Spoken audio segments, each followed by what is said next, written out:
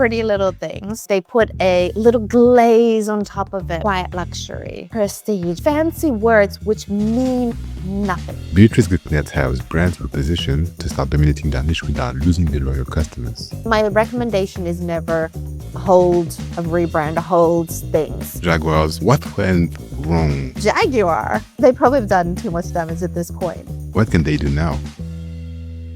Well, where does fuck rebrand comes from? Well, that's how I feel about the way that rebrands are perceived in general. So a lot of the times when people go into a rebrand, it's either going to be two main things, right? It's going to be they put out these lovely fresh pictures and fresh logo or fresh graphics, but everything on the inside is exactly the same. So think Twitter to X, right? Or it's going to be, oh, here's like a document. Here's like a 99-page document of the things that you need to do, but nobody will ever go through these documents. And so that's why I'm like, okay, you know what? How about we don't spend hundreds of thousands, if not millions, on a rebrand where you're going to lose market traction. You're going to lose the value of your business, customers, because they've lost their trust, the loyalty, and you have to regain it all again. So fuck rebrands, reposition, and then adjust based on that. Yeah. I remember I always thought that the sales, would be the only impact for a brand. But from what I'm hearing, there's also the loyalty, the clients, and what the brand means for the clients, for people, actually. You lose that as well. Exactly. People get confused. They don't recognize the brand that they're so used to. If you've been operating, say, for a year, 2 years, right? You would have been doing like some content, at the very least. So people started associating you, regardless of whether you want them to associate your brand to something or not. Your brand is already a given. It's your choice how you control it, right? So that is already going to be there. And then as soon as you take that back and change it up, they're like, wait, what was this brand? That's like, where's it gone? I was speaking to a SaaS company last week where they had two different companies. They acquired another one, and they already they both had an audience. They both had people that they were loyal to them. They were almost like, having a cult following, right? And what they decided to do, they did a rebrand because, okay, yeah, we have two different brands. What else should we do? We need to bring them together to look the same. But then people were confused. They lost customers, and because those customers were irate, because the process, it wasn't smooth, they didn't understand what to expect, what the brand looked like anymore, because that's what they were used to. They left negative comments. And so it impacts even new customers just doing a Google search. Oh, what's with all these negative comments? So you're seeing that. You're seeing the existing customers leaving. You're seeing your shares, the value of your business dropping just because of that. Oh, let's rebrand it. Let's put it together. It's fine. Yeah. Yeah, it's true. I think I've seen this a lot, when sometimes a SaaS buys another, and everything changes, and you're like, what? Wait, what was? I was used to see this. Now it's literally another logo or something like that, but it's the same name. It's just confusing. And it doesn't need to be that confusing or that, expensive. You just need to be mindful of what is the structure of your brand and what is the goal? How do we want these two brands to be interacting with each other or more, right? How do they want to be interacting? Is one a parent brand? Are they like equal and they're like sending customers between each other? Understanding that structure. And I have a resource on my profile which helps you to define like what kind of structure is most ideal as well, and then giving tips on implementation. But it's identifying what is that structure and then building out according to that, rather than going for a full, hey, like let's rebrand.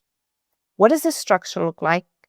How do we build this out into teams, whether it means having a joint marketing team, brand team, etc., sales, or having for one particular area different marketing teams, because maybe the messaging is slightly different, but the values are the same. It makes total sense.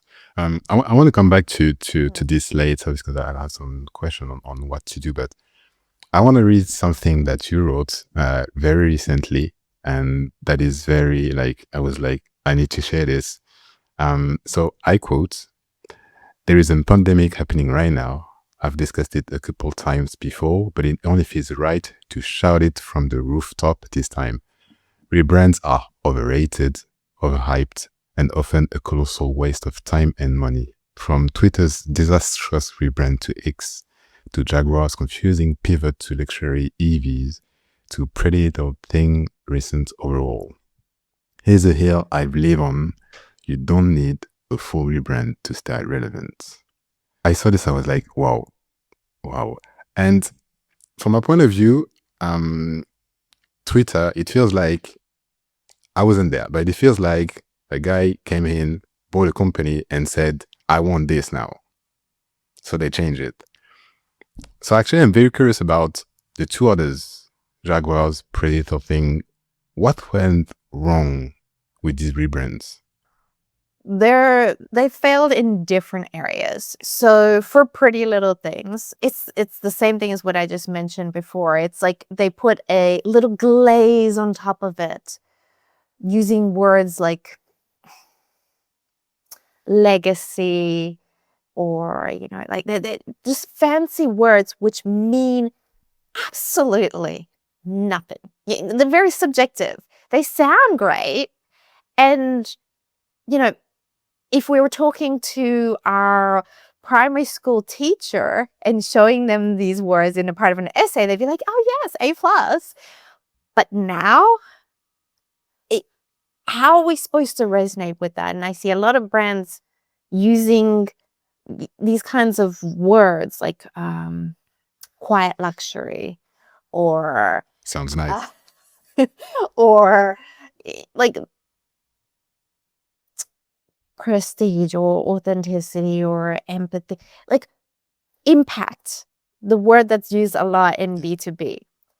Impact, just the word alone, it could be Hiroshima or world peace.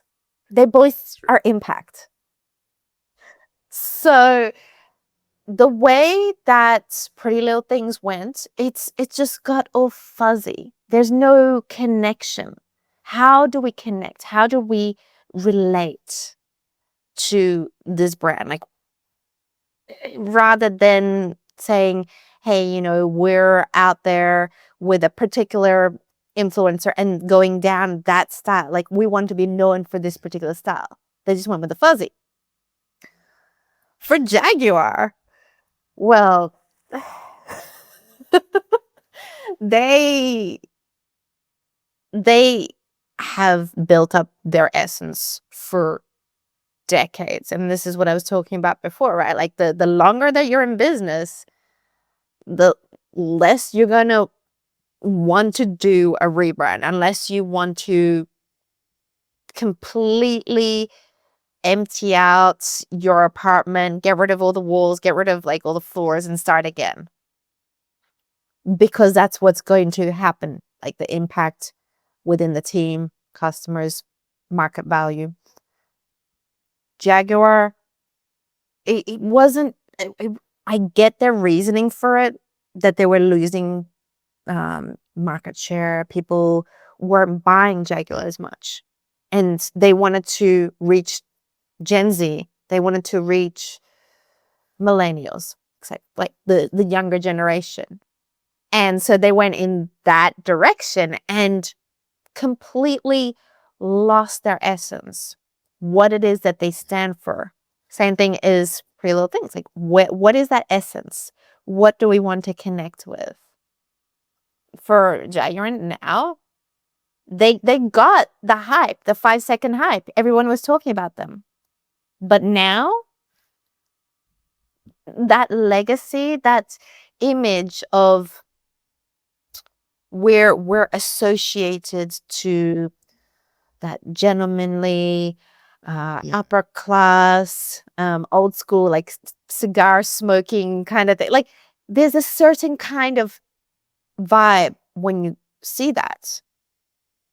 When instead, what they could have done was, all right, this is our essence. This is what we stand for. These are our values. What does that look like for millennials? What does that look like for Gen Z? Who represents that? What kind of people on TikTok, on Instagram? Who can we link up with in that age range that also represent that generation's version of that? So it's still there, but you're adapting. Yeah, it just makes no sense for anyone now. I don't see them making their way out of it. I mean, another option that they could have done is lean into what I just mentioned before, looking at the structures. So creating a sub-brand that is that specific style, right? They're not letting go of the original brand, but they have a sub-brand, which is these modern versions of Jaguar, right? And that can have its own kind of voice. But again, like you want to kind of have that maintained, either values or attribution to the core brand. And like I mean, we've seen that PrettyLittleThings and Jaguar's rebrands, they didn't work as they expected. And a lot of people talked about, they've done this wrong. It's not how they should have done it. But my question is, now that they are in it, what can they do now? What can they do right now? Well, PrettyLittleThings is probably easier because it's just what we can see. Like the same thing is the Twitter to X. Like it's a very visual thing, right? So they could still be able to save it by going in and really defining, okay, so how do we want to be positioned in the market? What is our clear differentiation? How do we want to resonate with people differently to other clothing gear? Whether it means looking at a linking industry and kind of associating similar to Casetify. Have you heard about like that brand for phone cases? No, I don't know this one. I know another one, but not this one. No. So Casetify, they kind of pushed back on the phone case market, where a lot of time you can buy cheap Chinese-made phone cases. Like there was no real high-end version of phone cases. but they draw inspiration from Apple and the way Apple has done things in terms of their positioning. And Casetify leaned into the fashion industry to position their cases as a fashion accessory. And they lined up with certain like influencers. So they have like the photo with them like having a phone with that specific case, and it automatically becomes like an accessory. So you're leveling up the value of the product, the value of the brand. And by them exclusively working, like doing cases for Apple phones, again, exclusivity. It's like, we only have this type, or we only work with this person. Like, and you combine them, the more narrow that you get, like more focused you get with that kind of position, the stronger the cult fan. Because Casetify these days, they have long lines, similar to how Apple does when they drop a particular phone case. Or they do a collaboration with a fashion brand, which is their thing now. They have the long lines. So this is another way that PrettyLittleThings could take it. It's like, hey, what's a associating kind of industry that we could take from? And in terms of Jaguar, I already mentioned before, they probably have done too much damage at this point. So you think? But what I mentioned before would be probably the better option, that they could have taken it instead of just holding off for like 6 months and then suddenly doing this drop. My recommendation is never hold a rebrand, hold things. Put things out, like slowly implement and test out and adjust as you go. So that way, a year from now, it's going to be a completely fresh look and fresh brand, but you're not having that like ultimate shock to the customers who have been with you for so long. And you want to test it out. You want to make sure that, hey, this actually works, this actually clicks.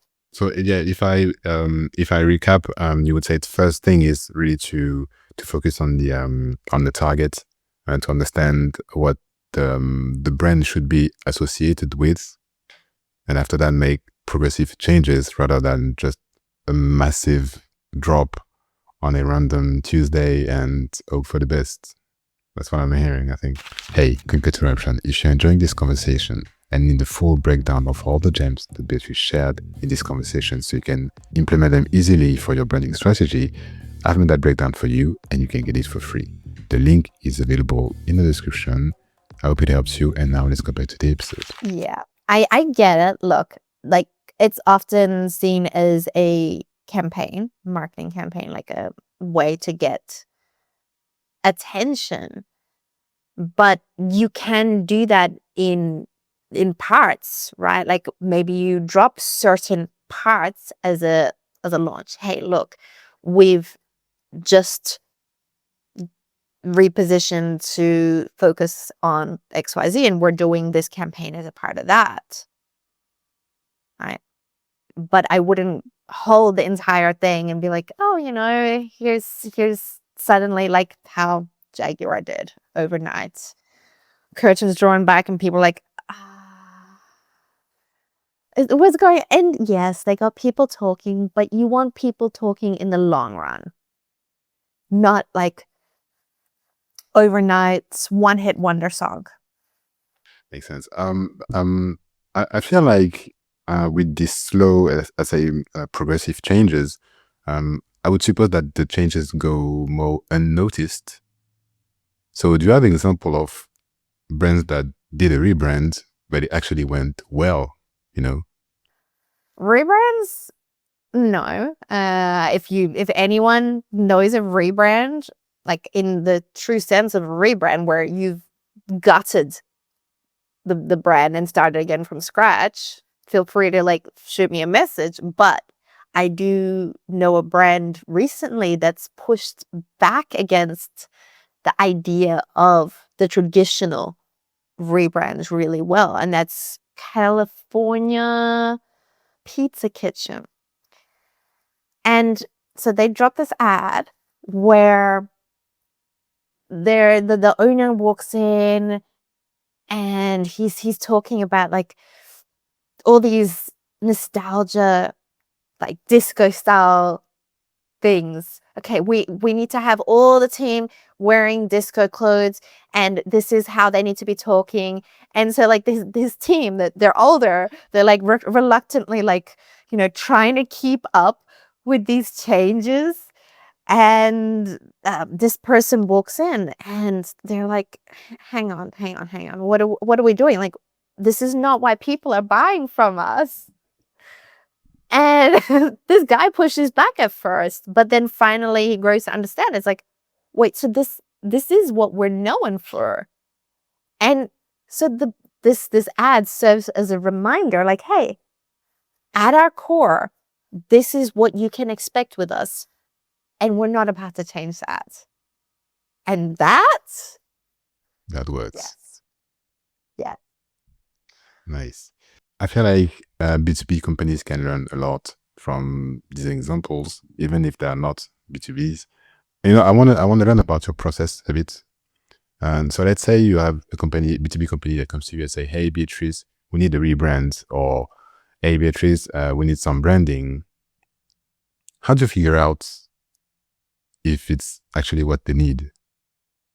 Well, at first I'd find out, is it your goal to like gut your business and start again, to change what your vision is, to change what your goals are. At the end of the day, the point is really understanding where the challenges are coming for them. Is it because their messaging perhaps isn't resonating? Is it because they're frustrated that they're always kind of runner up? They're always following instead of kind of leading the way. And because you're following, if the person in front suddenly stops, you're going to run into them, or you're going to have the impacts from them, right? So it's understanding what are the issues, what is the overarching goal that they have with their brand. And oftentimes it is a matter of either looking at the repositioning or the brand structure and then adapting from there. It's like, hey, so how does this look like in your team? How do we get your team's buy-in? How does this implement in your marketing? How does this implement in your showroom, for example? What does that look like? That is my main focus, because so many brand strategists that come in and it's purely from that graphic design background, and that's all that they're going to give you, where you're not sure that it's actually going to work in the day-to-day. When it comes to press play, is the team going to buy into this? Is it going to give them extra work? Because that's not what we're after, right? Does this extend their processes? And that's why the importance is around, like, okay, so say we reposition like this. Okay, let's make sure that this makes sense with the team. Let's make sure this makes sense with customers that you're already working with. And then going from forward with the team together to implement that. Makes sense. Is it because you've mentioned sometimes it's positioning, sometimes it's the messaging. What are the proven steps that you go through to build a strong brand when you know that they need a stronger brand? So in terms of building that out, first is looking internally. right? We want to make sure that if we can get the team in there, like in that point, to bounce ideas off and make sure that what we're building here and what is on the inside lines up, that's the most ideal. So at that point, we're looking at like, okay, what are these values? And I'm not talking about like the classics of like authenticity and the things that most companies you see, they put it up on their website and nobody even looks at them. It's like, yeah, no, your values need to be in the day-to-day. If you can't see it in the way that your team interact with customers, the way that you interact with people, then they're not your values. Then they're not strong enough. Right? And it is really defining that internal, like, hey, so this is what we want to work to, our mission, our vision, the values. Then going from there to understand the market. What is the market conditions like, from competitors to customers to your own position there, right? What is going on? Like, what are the political, economical things that play into effect? Because if you don't know these things before going into, your positioning, you're going to struggle. And I'm not saying to go take months on market research. It doesn't need to be that complicated. You pick 2-3 things and then you kind of do a bit of stalking. that is it, right? You go in and see their messaging, and that's the easiest way to go, oh, damn, like, this is a good way to position. So the next 2 things are figuring out what's your differentiation and your positioning. So for listeners, there's 4 main ways that I look at positioning, right? One is going through your buyer's journey and seeing, okay, this is the normal point that we come in. Is there an earlier point that maybe others aren't necessarily focused on? The second one is looking at your competition and understanding, okay, so this is what they're doing. These are their strengths. What are the areas that they're all kind of either not focused on or they're weak on? And that's the thing that you focus on, even if it means dropping other parts, right? And then looking at the industry shoulds. These are the things that you're going to have to question a lot. And ideally, you want to have somebody who is not from that industry come in and just question everything. Why is this done like this? What is the reason? Like, why are we coming in at this point?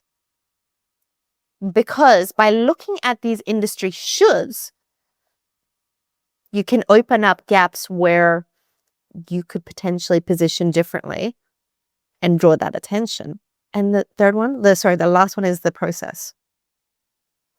So it's looking at your internal process, how you've been doing things, and checking to see if there's any quirks in the way that you do your process that customers can, like, that they resonate with, that draws them in.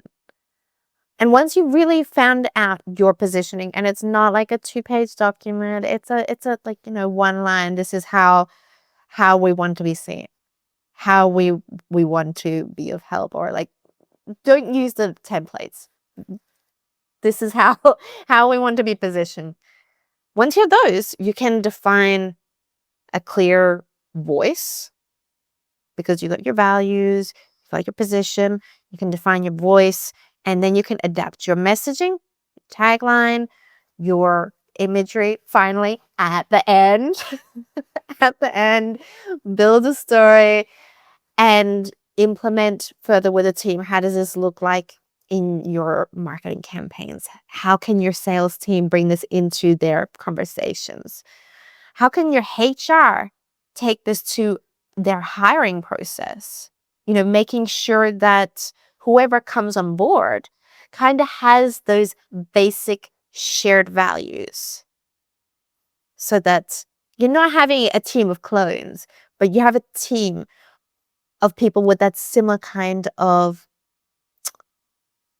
base, the essence. I'm, I'm surprised because when I found some resources about branding and when they say here's how we do it, sometimes the promises are like you can do your brand in 5 minutes and it's all right. But at the same time, I was convinced that it would take and that it takes months. So from your experience, how long does it really take? It does. Your brand should be your long game. It is your long game. The brands that have lasted the longest properly invested in their brand. So if you look at the charts, especially during recessions or challenging market periods, the brands that have specifically invested in their brand strategy, like how they're positioned, etc., are the ones that are least impacted and are the ones that bounce up far quicker and far higher than other brands. Even if you're comparing to S&P 500s, the brands that have focused on their brand strategy, they bounce off higher.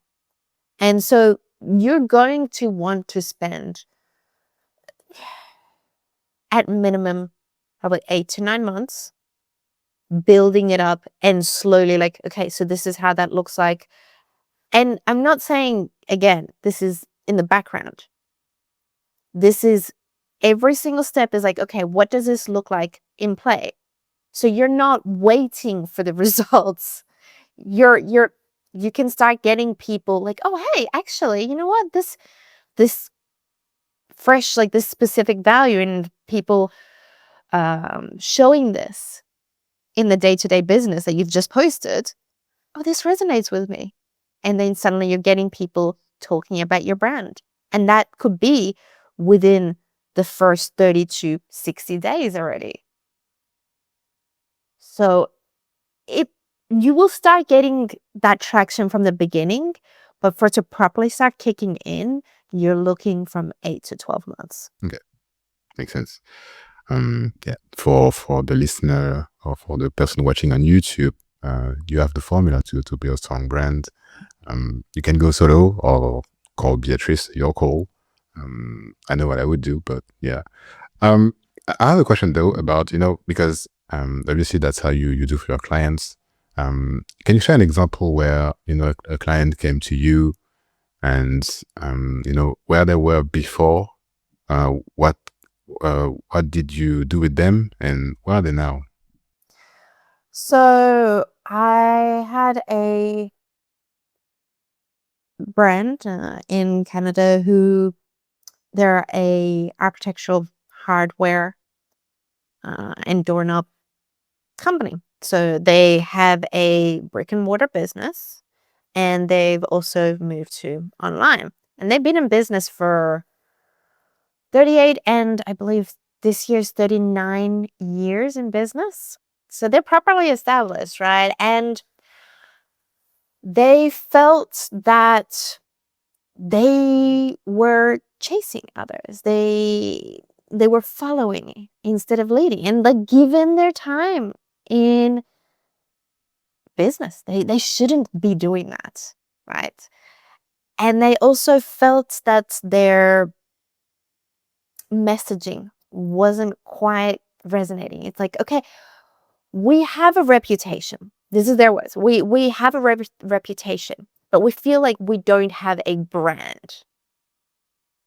And so, okay, what we did was these are the goals. We want to make sure that after we get done working together for the main part, that this is going to be handled. So we went through this process and really had a look at how they're positioned and what was the biggest problem with customers that they're working with. And we found out, okay, a lot of the time, customers that come in, they've already had the structures. The structure's already built. So meaning the door frame has already been built, and you only have a certain limitation according to builder grade style doors. There's not a special, like, beautiful style opening. So the selection automatically honed down. So I was like, okay, at what point could we avoid this issue in their journey? And it was as the interior designers are drawing out these spaces, these entryways.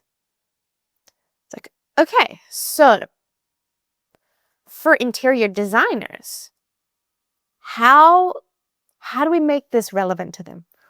How do we make it so they're like, why should we care? Because that is something that everyone should be asking. It's not like, okay, yeah, this is the great place, and then stop there. Why should they care?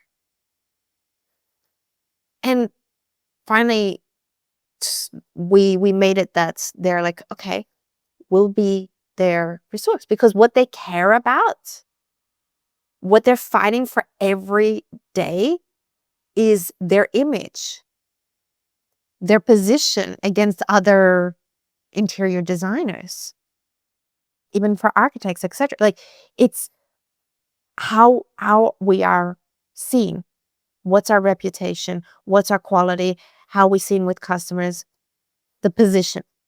So the aim is to improve that and help them with that, rather than like, here's our product, here's our product. Why should they care at that early stage? They shouldn't care. So how do we make it relevant? Is talking to them and helping them at that specific point. Then you've totally changed the game. So competitors are coming in later when the door is already built, etc. Like the base, step out of the game, come in earlier. And so for them, these changes, it's still in the early days for it, but it's like, okay, website visits increased and their clients from the website increased, engagement increased, people who are their customers built further loyalty. And it's only going to continue to develop as that association concretes. That question, why should I care? I need to keep this in mind. We all forget it. Honestly, it's so much easier to help others than it is ourselves, because sometimes I look at my own brain and I'm like, yeah. Yeah, I get. Yeah, I'll keep this one in mind for sure. What should I care? We've talked a lot about rebranding, about branding, but I don't want to leave you without talking about content. You've been running the Art of a Branding podcast for 2 years now. I know season 3 is on the way. So let's go back to spring 2023. Do you remember what made you decide that it was time to launch your podcast? So, unexpected answer. It was simply a conversation. So I was speaking with my now producer for season 1 and 2, Elijah Drown, in the in the DMs on LinkedIn, and we were talking about podcasts. And before starting the Art of Branding, I had not listened to like maybe 5 minutes of podcast. And he was like, so have you thought about it? And I was like, well, so that's how it started. And it's just completely evolved from there. You know, I'm so stoked with balancing out that creative genius and how each season has really shaped the perspective on brand strategy, how Badassery by B has evolved, because this season is going to be like it's going to kick ass. Nice.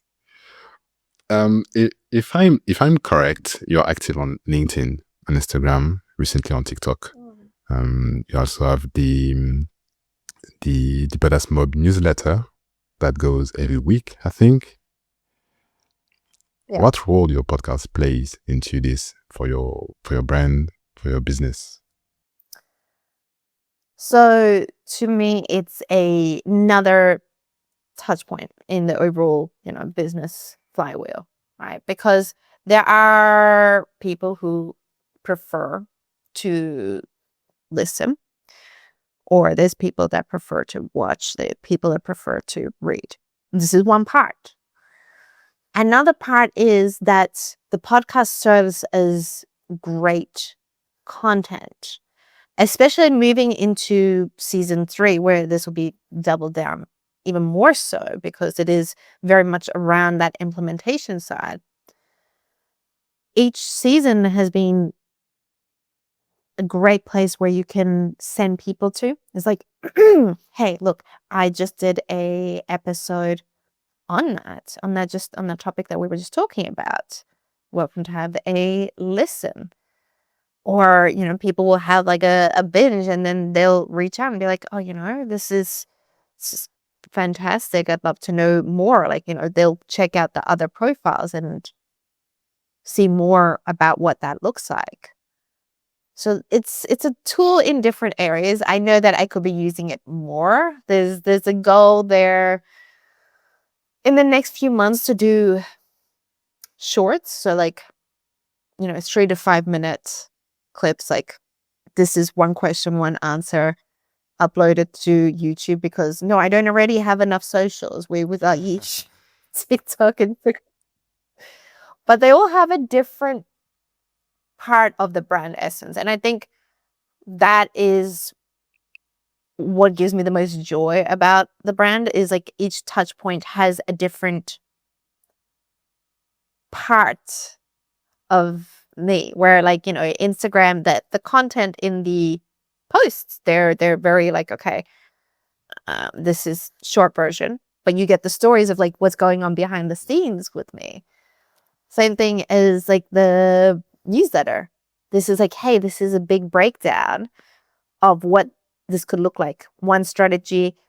What does this look like in sales? What does this look like in marketing? So it goes into a lot more detail for the implementation. Yeah. And then the podcasts, you've got season 1 is breaking it down, different parts of brand strategy, because sometimes it can get confusing, right? Especially with everybody saying one thing or another. Season 2, disrupting. And season 3, implementing. Ooh. Looking forward to it. I know that, so yeah, you mentioned that it wasn't really a plan to start the podcast. But now with season 3 that is coming, what has been the most unexpected thing that happened to you since you started? The most unexpected is developing the way that I speak and I communicate. That was the biggest thing. It first started when I started with video, which incidentally I had never done before starting Badassery by B. And even then, so like that was the first time, and that's been the focus since then. But doing or hosting podcasts and, doing some editing in the background, checking the way that I speak and picking up on things like recently, for example, I say right a lot, and I'm actively trying to be like, okay, don't say that. So it's really honing in on the little nuances of how you speak in a way to get directly to the point as quick as possible while still being informative and not having fluff words. So communication style. Totally see what you mean. Like when you start video content, you record 20 takes, then you watch the result, you're like, do I really speak like that? And then you keep doing it, and a year later you see the first video, you're like, oh, I used to speak like that. It's So like, yeah. it's So yeah, totally see what you mean. hard. But it's good. Yeah, no, especially the way that I'd spoken in season 1, I could tell that the nerves and the start of season to the end of season. It's so different. The nervousness, I can sense it myself as well. Like, it's in the way how the conversation flows. Of course, it depends on the other person who's on there, right? You want to also have that good alignment of energy. So I always have calls with people before I say, okay, this is a vibe check. We want to make sure that we can banter off each other. And then going from there. So like episode 1 to episode 21 is just, I'm a lot more like just chill and in my zone kind of Nice. I have a last question, but before that, I just want to make sure that people can find you. So what are the best places to find you? 3 main places. One is LinkedIn, obviously. Like you can find me on Beatrice Gutknecht, and I'm sure like the links will be in the show notes. Aside from that, there is, of course, the Art of Branding podcast with the season 3 likely June, July. I'm not going to jinx myself, and it's like, oh, didn't get it done in time. And the Badass Mom newsletter, where there is 1 weekly breakdown each week with implementation tips. And that you can find through badassrybybee.com. So I'll put all the links in the description so people can find you. Okay. And yeah, like, so we went deep into rebranding. We went deep into branding, into your content. If I do my job correctly, the person who's listening or watching is a B2B podcaster or someone who has a business and they think about starting a podcast. What's the first thing, or what's the one thing that you want them to take away from a conversation? Test, try, experiment. Don't just go with the classic. Like, screw the social norms. It's the same thing as like my approach to fuck rebranding. My why is to push back on the social norms, and that I see the podcast industry has a lot of potential where you don't have to, go with like a 60-minute episode. Why not do 5? Why not shake it up? Like have a, there's different ways. Have a panel, have a banter episodes. Same as how you just started this podcast. We just went straight into the questions, right? Like, try different things.